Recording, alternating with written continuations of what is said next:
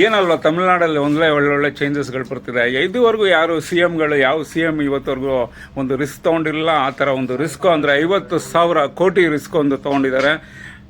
ಏನಪ್ಪ ಅಂದರೆ 717 ಬಾರ್ಗಳಾಗಲಿ ಎಲ್ಲೆಲ್ಲಿ ಅಂದರೆ ಅದು ಶಾಲಾ ಕಾಲೇಜ್ ಹತ್ರ, ಬಸ್ ಸ್ಟ್ಯಾಂಡ್ಗಳ ಹತ್ರ ಹಾಗೂ ದೇವಸ್ಥಾನಗಳ ಹತ್ರ ಇರೋವಂಥ 717 ಬಾರ್ಗಳು ಕ್ಲೋಸ್ ಆಗಿದೆ.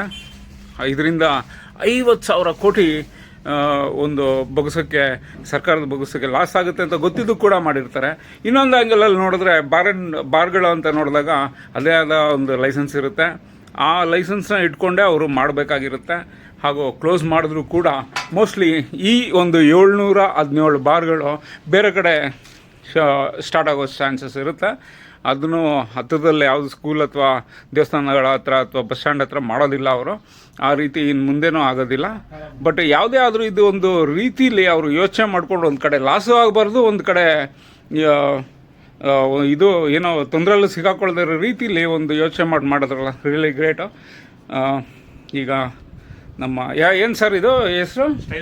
Style zone. ನಮ್ಮ ಸ್ಟೈಲ್ ಝೋನ್ HL ಸ್ಟೇಜಲ್ಲಿದೆ. ಒಳ್ಳೆ ಕಲೆಕ್ಷನ್ ಇದೆ, ಬನ್ನಿ ತೊಗೊಳ್ಳಿ. ಡಿಸ್ಕೌಂಟ್ ಕೇಳಬೇಡಿ ಪ್ಲೀಸ್. Thank you.